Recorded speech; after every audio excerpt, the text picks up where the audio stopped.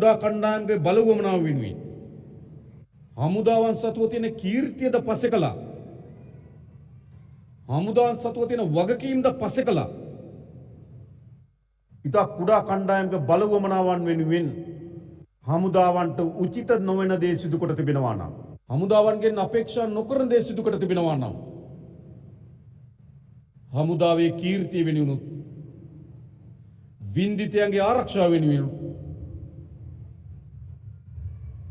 ඒ වගේම අපේ රටේ අභිමානය වෙනුවෙන් ඔවුන් පිළිබඳවත් අපි ක්‍රියා කරන්න ලෑස්ති. අපි කළ යුතුයි.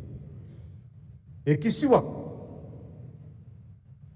පුද්ගලික පරිගණීම් පුද්ගලික හඹායාම් නොවේ. රටක් අභිමානවත් භාවයට පත් වෙන්න නම් නීතියේ විධානයේ ආධිපත්‍යයේ නිසි පරිදි තහවුරු වෙන්න ඕන. අපි ඕනෑම පුරවැසියෙක් නීතියට බිය වෙන්න ඕන, නීතියට යටත් වෙන්න ඕන. හැබැයි අපේ රටේ දීර්ඝකාලික සංස්කෘතියක් තිබුණා නීතියට බිය නොවන, නීතියට යටත් නොවන කණ්ඩායමක් හිටියා. රටක් කොහොමද ඒ රට ජාත්‍යන්තර වශයෙන් කීර්තියට, අභිමානයට, ගෞරවයට පාත්‍ර වෙන්නේ කොහොමද? ධනය බලය තියෙන අයට එක නීතියක්, දුප්පත් දුබල අයට තව නීතියක්. එහෙම රටක් ඉස්සරහට යන්න බෑ. ඒ නිසා රටක ගෞරවය, අභිමානයේදී මා විශ්වාස කරන විශේෂම ගත්තොත් නීතිය ඉදිරියේ හැමදෙනාම සමානයි කියන සංකල්පයට අපි පණ දෙන්න ඕන. වැරද්දකදී සෑම දෙනාටම නීතිය ක්‍රියාත්මක වෙනවා කියන විශ්වාසයක් සමාජය තුළ ඇති වෙන්න ඕන. ජාත්‍යන්තර වශයෙන් ශ්‍රී ලංකාව නීතියට ගරු කරන රාජ්‍ය කියන සංකල්පය ඇති වෙන්න ඕන. මා හිතනවා ඒ කාර්යභාරයේදීත් අපි දිගු පියවරක් තබලා තිබෙනවා. අපි නීතියට සෑම දෙනාම යටත් රාජ්‍යයක් ගොඩනගමින් තිබෙනවා. අසීරුයි. පැරණි පුරුදු බලපෑම් කරනවා. එහෙත් අපි අධිෂ්ඨානශීලීව සෑම දෙනාම නීතියට යටත් විය යුතු කියන සංකල්පයට පණ පෙවීම සඳහා කටයුතු කරමින් තිබෙනවා. අන්න එහිදී අපේ ආරක්ෂක හමුදාවන්ට, අපේ විශේෂ කාර්ය බලකායට විශාල කාර්යභාරයක් තිබෙනවා. කොහොමද අපි අපේ රටේ නීතියේ විධානයේ ආධිපත්‍ය තහවුරු කිරීමේදී ඔබට පැවරී තිබෙන සුවිශේෂී කාර්යභාරයක් තිබෙනවා. ඒ කාර්යභාරය ඔබ ඉටු කරાવી පණ පොවාවි කියන බලාපොරොත්තුවක් අපි තුල තිබෙනවා. අනෙක් පසෙන් ගත්තොත් පුරවැසියන්ගේ නිදහස අපි තහවුරු කළ යුතුයි.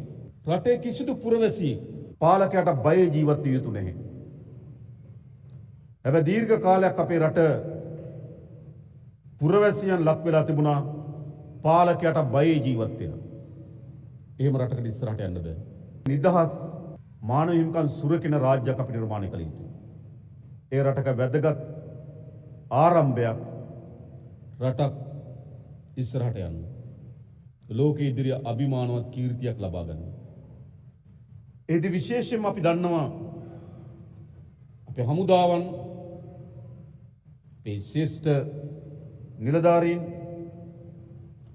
අපේ රටේ දිගු කාලීන විශාල සේවාවක් ඉටු කරලා තිබෙනවා. හැබැයි සමහර විට ඒ ඉටු කිරීමේ සේවාව පිළිබඳව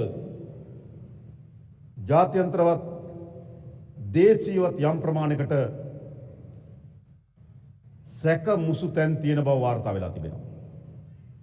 ඒත් මම ඔබට කියන්න කැමතියි අපේ පහළ ඉන්න සාමාන්‍ය හමුදා සොල්දාදුවාගේ සිට හමුදාපතිවරයා දක්වා පහළ ඉන්න පොලිස් කොස්තාපල්තුමාගේ සිට ඉහළමින පොලිස්පතිතුමා දක්වා මේ රටේ ආරක්ෂාව වෙනුවෙන්, මේ රටේ ජනතාවගේ ආරක්ෂාව වෙනුවෙන්, රාජ්‍ය ආරක්ෂාව වෙනුවෙන් කුමන හෝ පියවරක් කරන් තිබෙනවා නම් ඒ හැම පියවරක්ම ආරක්ෂා කරන්න අපි රජයක් හැටියට වග කියනවා, බැඳී සිටිනවා.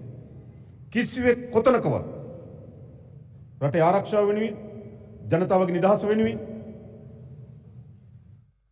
ඒ වගේම රාජ්‍ය ආරක්ෂාව වෙනුවෙන් කාර්යයන් ඉටු කරලා තිබෙනවා නම් ඒ කාර්යයන් ආරක්ෂා, ඒ කාර්යයන්ට උරදුම් ඒ සියලු දෙනා ආරක්ෂා කිරීම වගකීමක් අපට තිබෙනවා. හැබැයි ඒ සමාන ලෙසම අපට තිබෙනවා යම් කුඩා කණ්ඩායම්ගේ බලවමනාව වෙනුවෙන් හමුදාවන් සතුව තියෙන කීර්තියද පස්සේ කළා. හමුදාන් සතුව තියෙන වගකීම්ද පස්සේ කළා. ඉතා කුඩා කණ්ඩායමක බලවමනාවන් වෙනුවෙන් හමුදාවන්ට උචිත නොවන දේ සිදු කොට තිබෙනවා නම්, හමුදාවන්ගෙන් අපේක්ෂා නොකරන දේ සිදු කොට තිබෙනවා නම්,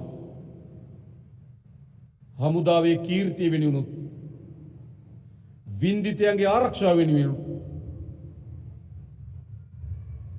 ඒ වගේම අපේ රටේ අභිමානය වෙනුවෙන් ඔවුන් පිළිබඳවත් අපි ක්‍රියා කරන්න ලෑස්ති. අපි කළ යුතුයි. ඒ කිසිවක් පුද්ගලික පරිගණී පුද්ගලික හඹායාම් නොවේ. අපේ රටේ හමුදාවන්ට යලි ශක්තිමත් කීර්තියක් අපි ගොඩනගිය යුතුයි. ඒ ඉතා කුඩා කණ්ඩායම් යම් කණ්ඩායමගේ බලවමනාවන් වෙනුවෙන් ඒ තියෙන ගෞරවය, ඒ තියෙන වටිනාකම, ඒට ජනතාවරා රාජ්‍ය වෙනුවෙන් තියෙන බැඳීම අත්තරල වැඩ කටයුතු කරලා තිබෙනවා නම් මා හිතනවා හමුදාවේ ගෞරවය සහ කීර්තිය වෙනුවෙන්ම ඒ පරීක්ෂණය කොට අපි විභාග කොට ඒ පිළිබඳ සමාජයට එළිදරව් කළ යුතුයි. ඒ අනුව තමයි අපගේ ගෞරවය රඳා පවතින්නේ සිදු වී තිබෙන අපරාධයන් වැලිවලට යට ගහලා වලලීමෙන් නොවේ. අපේ ගෞරවය රඳා පවතින්නේ අපරාධයන් පිළිබඳ නිසි පරීක්ෂණ කර එළිදරව් කිරීමෙන් පමණයි. ඒ විශ්වාස අපි ඉන්නවා. ඔබ පිටත් වෙන්න කුමක් වෙනුවෙන්ද? එක්තරා රටක පුරවැසියන්ගේ නිදහස් සහ ප්‍රජාතන්ත්‍රවාදී සහ අයිතීන් සුරක්ෂිත කිරීම සඳහා තමයි අද ඔබ ලංකාවෙන් පිටත්ව එම රාජ්‍ය සඳහා යාමට සූදානම් වෙ සිටින්නේ. ඒ රටකට අපිට කොච්චර අභිමානයක්ද, ආඩම්බරයක්ද?